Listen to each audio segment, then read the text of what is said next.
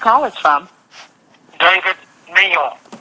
an inmate at a federal prison. This call is being recorded and is subject to monitoring. Hang up to decline the call or to accept, dial 5 now. If you wish to block any future call. Hello. Oh, Rudy, how are you doing? I'm hanging in there. I'm doing all right. Hey. I've been wanting to call you, but I only get 2 calls a week, and I have to use them on legal stuff, and tonight I got a free call, so I call you because I sent you a bunch of mail, and I don't know, I presume you got it.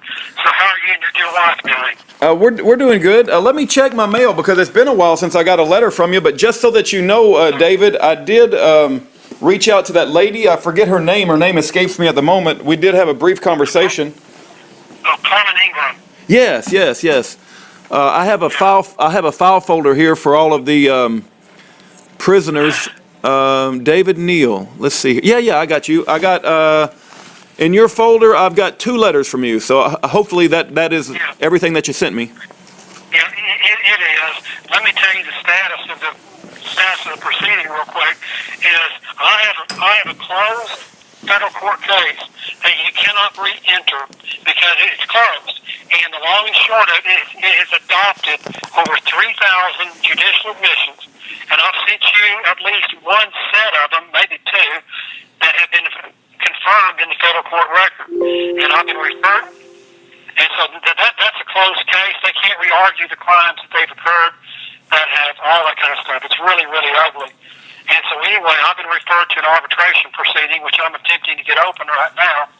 And that should happen in the next week or 2. Okay. And when they do, you can't argue the record, you can't argue the crimes, and things are going to come to a fruition, not only for me but others, in the very not too distant future.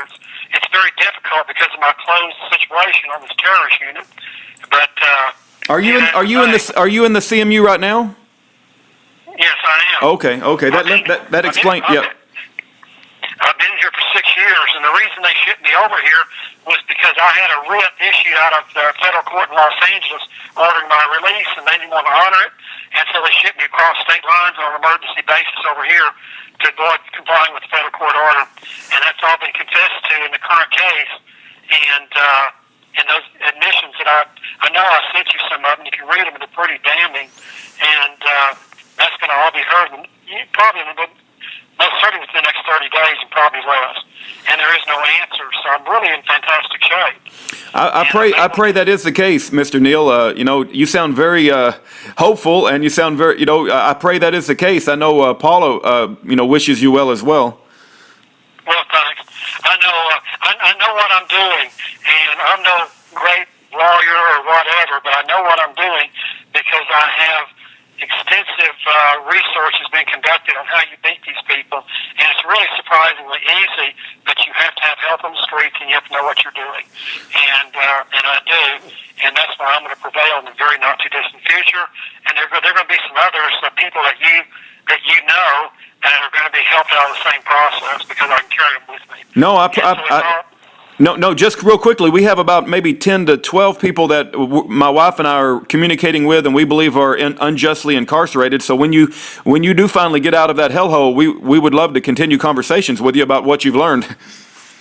Well, when you know what I know about how to beat these people, it's surprisingly easy, but you can't do it easily from in here. If I was on the streets, it's a piece of cake. Very, very simple. Yeah. Because they can be beat. They can be beat every time, because when you enforce statutes that Congress never voted on, which are not statutes at all, when you exceed your territorial jurisdiction that you don't have, and all those things, it's actually a very easy process. And the court, in my case, the court for the second time has already adopted the documents. And now the only question at hand to be left to be litigated is how much are they going to pay me?